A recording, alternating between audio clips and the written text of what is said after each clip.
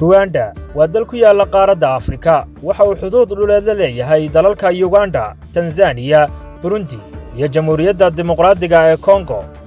Rwanda waa waddan aan bad lahayn.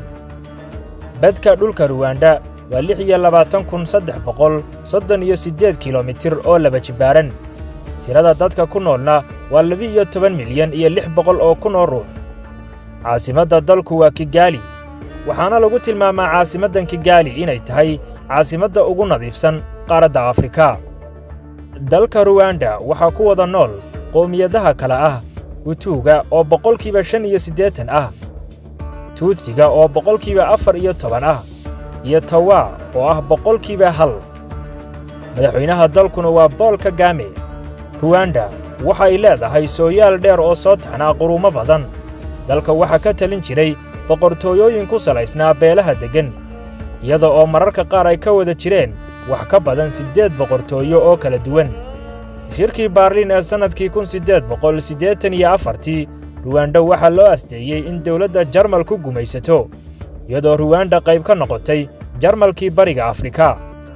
Sanadkii 1916 dagaalkii koobaad ee dunida oo socda, Rwanda iyo Burundiba waxaa gacanta ku dhigay gumaystihii Biljamka. sidaasi ayaanu Biljamku ku haystay dalka Rwanda ilaa madax banaanidoodii 1962. waxyaabaha uu Biljamku soo kordhiyey ee dhibka ku noqotay Rwanda waxaa ka mid ah inuu dadka u qaybiyey kaadho dhalasho oo ay ku qoran tahay isirka uu qofku ka soo jeedo, sida Hutu, Tutsi amaba Tawa. Rwanda waxay ka go'day Burundi, waxaanay madax bannaani heshay 1 Julaay 1962. markaasi waxaa bilaabmay dagaallo sokeeyo oo u dhexeeya qabiilada Hutuga iyo Tutsiga.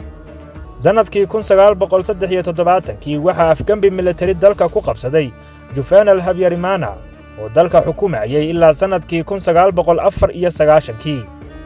Sanadkii 1990 kooxo Tutsiya oo gadoodsan oo jabhad fadhiisinkeedu ahaa dalka Uganda ka tirsan ayaa qabsaday waqooyiga dalka, waxaanay bilaabeen dagaal sokeeyo oo dalka ka qarxay, kaas oo wiiqay awooddii dawladda madaxweyne Juvenal. madaxweynaha oo waanwaan la galay jabhadda RPF ayaa ku guulaystay in la sameeyo xabad joojin, balse wax yar kadib waxaa xabad joojintii meesha ka baxday markii la riday diyaarad uu madaxweynuhu la socday oo soo caga dhigan lahayd caasimadda Rwanda ee Kigali. halkaasi waxaa dib uga qarxay dagaal sokeeye, waxaana bilaabmay xasuuqii Rwanda oo 100 maalmood gudahood lagu xasuuqay dad ku dhow 1 milyan oo qof. markii ay talada la wareegtay jabhadda RPF waxaa dalka qaxoonti ahaan uga maqnaa ku dhowaad 2 milyan oo ruux. madaxweynaha hadda xilka haya ee Paul Kagame ayaa xilka la wareegay sanadkii 2000, isagoo inta uu joogay sameeyey horumar aad u badan. haddaba sidee Rwanda u samaysay horumarkaasi muddadaasi kooban? waxa ugu horreeyey ee Rwanda ku dhaqaaqday waxa uu ahaa kadib dagaalka sokeeye iyo dhacdooyinka foosha xun ee xasuuqa ah. Rwanda waxay xoogga saartay in wixii hore meesha laga saaro oo aan waxba la kala tirsan.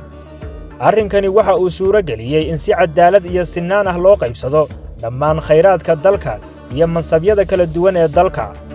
Rwanda waxay xoogga saartay waxbarashada iyadoo horumar wanaagsan ka samaysay ardayda dugsiyada isdiiwaan gelisa. Rwanda waxay ku guulaysatay inay bilaa lacag ku dhigto waxbarashada ilaa heer dugsi sare. arrinkanna waxa ay ku heshay sumcad wanaagsan, waxaana suuro galay in Rwanda ka mid noqoto waddamada ugu waxbarashada fiican ee qaaradda Afrika. 73% ayaa wax akhriyi kara waxna qori kara, iyadoo dadka waxna akhriyi kara waxna qori kara ay wakhtigii hore ahaan jireen 38%. dhinaca caafimaadka, Rwanda waxa ay samaysay kobac aad u muhiim ah. ka hor sanadkii 2000 Rwanda waxay ahayd mid ka mid ah waddamada ugu liita dhinaca caafimaadka, balse waxay hadda samaysay kor u kac aad u baaxad weyn. berigii hore 5 carruur ahba mid ka mid ah ayaa geeriyoon jiray inta aanu gaadhin da'da 5 jirka, waxaana dad badani u dhiman jireen daryeel la'aan caafimaad. hadda dawladdu waxay caafimaadka u qoondaysay 6% miisaaniyadda dalka, waxaana isbeddelay dhammaan daryeelkii la siin jiray dadka. waxaa lagu tilmaamaa in horumarka Rwanda ee caafimaadku yahay mid ka mid ah kuwa ugu wanaagsan qaaradda Afrika iyo dunidaba. Rwanda waxa ay samaysay koboc dhaqaale oo wanaagsan.